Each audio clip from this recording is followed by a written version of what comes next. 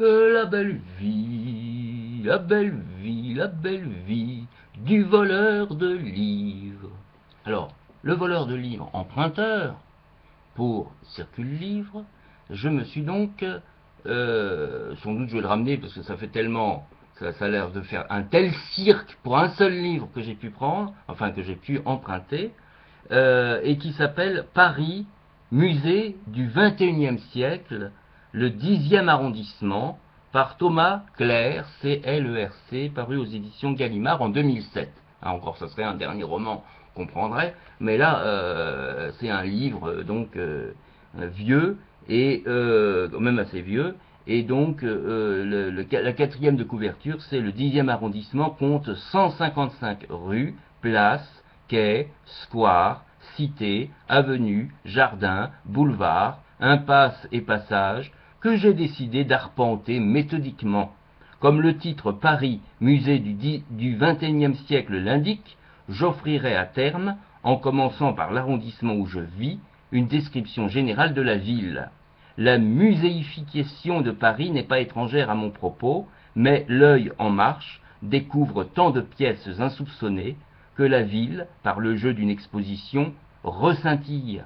Les perles ne sont pas le tout du collier, c'est le fil aussi qui les tient. Un système de positionnement global étant nécessaire à la documentation des rues, j'ai adopté, après celle où j'habite, l'ordre alphabétique et j'ai placé quelques bornes pour que le lecteur puisse à son tour entrer dehors.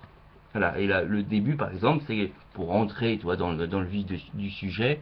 Je pars de la rue du Faubourg Saint-Martin, 1885 x 20 mètres, mon centre de gravité.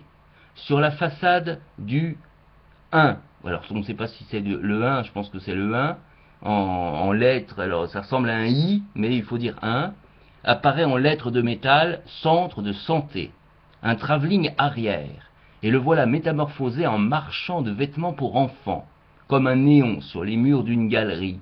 Les mots brillent dans le vide, coupés de leur référence. Contact, j'accoste un client qui sort du magasin. Il n'a rien remarqué de spécial. Piège, si un laboratoire d'analyse médicale dépose le bilan, ses résultats sont-ils encore fiables? Le négatif devient vice-versa. Configuration, j'observe sous sa protection l'élégante porte Saint-Martin qui, elle, n'est pas un leurre, mais une arche à 3 branches sur socle. Monument mineur, elle n'est guettée par aucun effet d'usure. La nuit, éclairée par des projecteurs, elle accède même à la beauté du second rôle. Le bas-relief a fixé les personnages historiques en spectateurs impuissants. Face à la mobilité incessante des piétons et voitures anonymes, les héros Louis XIViens n'intéressent personne, comme s'ils avaient été floués par la gloire. Théorie, l'ennui dégagé par les monuments vient de leur caractère universel qui les ancre dans un lieu définitif et les fige pour l'éternité dans le statut de grandes choses. Voilà, donc ça c'est un petit clin d'œil à Dominique, il se reconnaîtra. Là c'était la page 9 et 10, donc du début de ce livre consacré à Paris, on l'aura compris, et que j'ai donc volé, hein, entre guillemets, je vais le remettre évidemment, tout à l'heure. Voilà, la belle vie, je vais avoir l'occasion comme ça de voler pas mal de livres, mais que je vais remettre.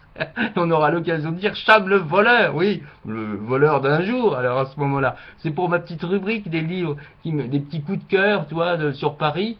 Celui-là me semble assez intéressant si tu veux découvrir le 10e arrondissement là avec voilà il y a un petit style sympathique. La belle vie, à bientôt sur Chamrou Télé, voleur de livres.